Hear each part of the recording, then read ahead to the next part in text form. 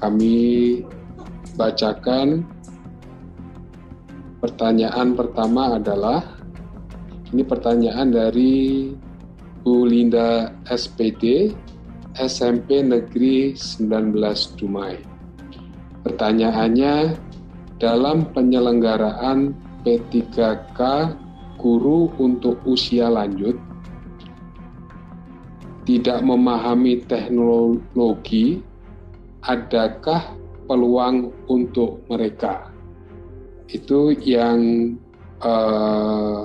pertanyaan yang pertama. Sedangkan pertanyaan yang kedua dari M. Anas, Dispendik Banyuwangi. Pertanyaannya adalah, bila guru dengan Serdik lolos seleksi P3K, apakah tunjangan profesinya masih tetap dibayarkan seperti biasa?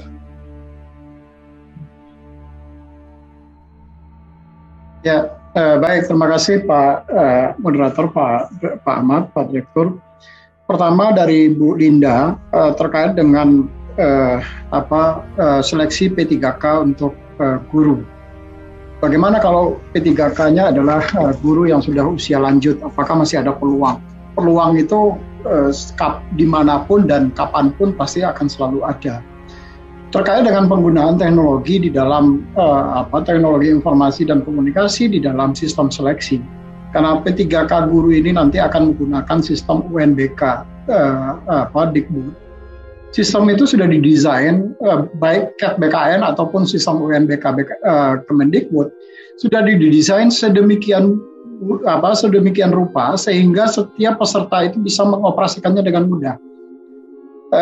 Kalau yang selama ini kalau orang yang mengikuti seleksi itu dengan membawa bolpen dan membulatkan secara hitam misalnya, maka di dalam sistem seleksi CAT BKN ataupun seleksi UNBK itu yang bersangkutan hanya tinggal klik menggunakan mouse. Tentu nanti akan diajarkan bagaimana caranya menggunakan mouse. Itu ada pengenalan dulu sebelum pelaksanaan seleksi. Jadi bagaimana harus mengklik mouse, bagaimana menggunakan mouse. Saya mungkin kalau yang bertanya misalnya teman-teman dari pergunungan Papua, saya mungkin bisa agak sedikit mentolerir gitu. Tapi kalau dari wilayah-wilayah yang relatively agak maju, tetapi kemudian pertanyaannya masih spesifik seperti itu, rasanya kok kurang pas. Gitu. Tetapi intinya adalah yang sekali lagi bahwa pelaksanaan seleksi ini akan dibuat semudah mungkin menggunakan alatnya. Penggunaan alat ini adalah dalam konteks untuk mendorong transparansi di dalam pelaksanaan seleksi. Sehingga semua orang kemudian bisa tahu dia mendapatkan skornya berapa, dia mendapatkan nilainya berapa, apakah yang bersangkutan lulus atau tidak. Dengan kondisi demikian, Bapak Ibu tentu akan menjadi lebih tenang pada saat mengikuti seleksi. Bapak Ibu tidak akan merasa was-was, oh saya karena nggak punya orang dalam, jadi saya nggak bisa lulus. Peluang-peluang seperti itu atau anggapan-anggapan seperti itu seharusnya sudah tidak ada lagi di kita. Dengan sistem yang kami desain di BKN dengan menggunakan CAT atau teman-teman di UNBK, sistem tadi didesain sedemikian rupa sehingga sulit ada celah bagi seseorang untuk bisa bermain. Sehingga kalau Bapak Ibu lulus seleksi, ya itu betul-betul karena kemampuan Bapak Ibu. Saya ingin menggambarkan sedikit kepada Bapak Ibu, di 2019 yang lalu, waktu kita seleksi pertama kali menggunakan CAT untuk guru P3K atau tenaga honorer K2. Dari jumlah peserta yang mendaftar untuk mengikuti seleksi dan pengangkatan P3K tahap pertama, itu 73% dari yang mendaftar itu lulus seleksi. Itu angka yang luar biasa besar. Kalau Bapak Ibu lihat berapa jumlah orang yang lulus seleksi CPNS, jumlahnya itu tidak lebih dari hanya sekitar 30%-an. Tapi untuk guru P3K itu 72% lulusnya. Dari 50.000 pendaftar itu hampir 35.000 itu lulus. Jadi kekhawatiran Bapak Ibu di dalam mengikuti seleksi ini mungkin sudah mulai agak dijauhkan. Karena kalau menurut agama yang saya percayai bahwa Kalau kita berpikiran negatif, maka hasilnya nanti akan negatif. Kalau Bapak Ibu berpikirnya, wah ini sulit, maka nanti hasilnya pasti sulit, betul-betul sulit di dalam pelaksanaannya. Tapi kalau Bapak Ibu bisa berpikir positif bahwa, oh saya pasti bisa untuk melakukan itu, maka insya Allah hasilnya juga pasti akan baik. Saya yakin betul itu. Dan teman-teman di Kementerian Dikbud, dari sisi substansi kan juga sudah mencoba memfasilitasi Bapak Ibu, terutama Bapak Ibu guru yang sekarang terdaftar di THK 2 ataupun terdaftar di Data Dapodik. Sudah difasilitasi kira-kira nanti substansi yang akan diujikan seperti apa. Kisi-kisinya sudah disampaikan. Materi pembelajarannya juga sudah disampaikan kepada Bapak Ibu dan diberikan pelatihan secara daring oleh teman-teman di Kementerian Dikbud. Jadi rasanya upaya kita untuk memperhatikan teman-teman yang guru, terutama guru-guru yang sudah honorer, rasanya tidak kurang-kurang, dan bahkan banyak afirmatif yang kami berikan. Kalau Bapak Ibu misalnya, kalau usianya di atas 35 tahun, Bapak Ibu mendapatkan afirmatif 15 poin. Kalau Bapak Ibu terdaftar sebagai THK 2 juga mendapatkan afirmatif. Jadi rasanya sih nggak ada yang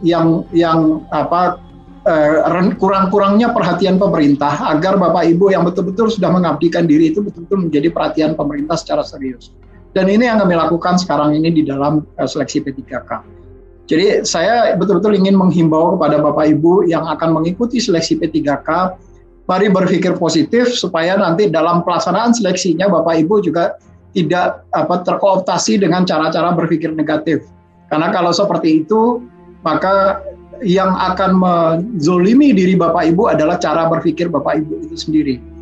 Jadi berpikirlah secara positif bahwa Bapak Ibu pasti sanggup untuk melakukan itu, dan insya Allah hasilnya juga akan positif. Itu yang pertama Pak Direktur terkait dengan tanggapan saya, dan peluangnya pasti akan sangat besar. Banyak afirmatif yang kita lakukan untuk teman-teman guru ini, jadi tinggal berpikir positif saja untuk yang seperti itu. Yang kedua terkait dengan pertanyaan dari Pak M Hasan ya tadi, Pak Anas ya tadi ya, Pak M Anas dari Dispendik Banyuwangi. Apabila seseorang lulus sudah dengan serdik dan dia lulus seleksi, apakah tunjangan profesinya juga dibayarkan? Iya. Karena pembayaran tunjangan profesi itu diatur di dalam peraturan pemerintah PP nomor 41 tahun 2009 tentang tunjangan profesi guru, dosen dan tenaga khusus kesehatan dan dosen. Nah, pegawai pemerintah dengan perjanjian kerja itu juga adalah ASN. Jadi sama posisinya dengan CPNS. Jadi pemerintah akan pada saat memperhitungkan kebutuhan anggaran belanja gaji untuk pengangkatan guru honorer menjadi guru P3K, itu sudah memperhitungkan berapa besaran gaji dan berapa besaran tunjangan profesi gaji. Tentu tunjangan profesi gurunya. Tentu dengan tetap mengikuti persyaratan yang untuk mendapatkan tunjangan profesi guru itu sendiri, sebagaimana diatur di dalam PP 74 tahun 2008. Yang salah satunya tentu saja harus memiliki sertifikasi pendidik.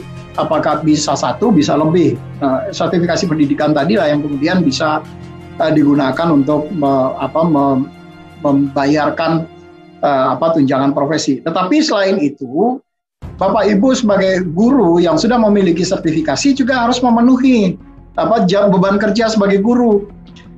Tidak bisa kemudian kalau Bapak Ibu guru katakanlah tidak ngajar, tetapi kemudian hanya sudah memiliki sertifikasi tapi tidak mengajar. Tapi maunya dapat sudah tunjangan sertifikasi, yang nggak bisa. Tadi sudah disampaikan oleh Pak Lilik misalnya, Pak Sestama, terkait dengan bagaimana kita memberikan reward dan punishment kepada teman-teman di BNPB. Nah, guru juga demikian. Tentu ada reward dan punishment juga berlaku di situ. Kalau misalnya melaksanakan penugasan dengan baik, tentu juga akan ada reward yang diberikan. Dan rewardnya sudah diatur di dalam peraturan pemerintah. Jadi tidak perlu khawatir terkait dengan itu. Tinggal Bapak Ibu nanti hanya memenuhi persyaratan-persyaratan sebagaimana diatur di dalam PP 74 tadi. Mungkin itu kira-kira dari saya Pak Ahmad, dan saya perlu sampaikan betul bahwa tunjangan profesi guru ini sudah kita perhitungkan di dalam besaran kalau Bapak Ibu nanti diangkat menjadi pegawai pemerintah dengan perjanjian kerja untuk guru.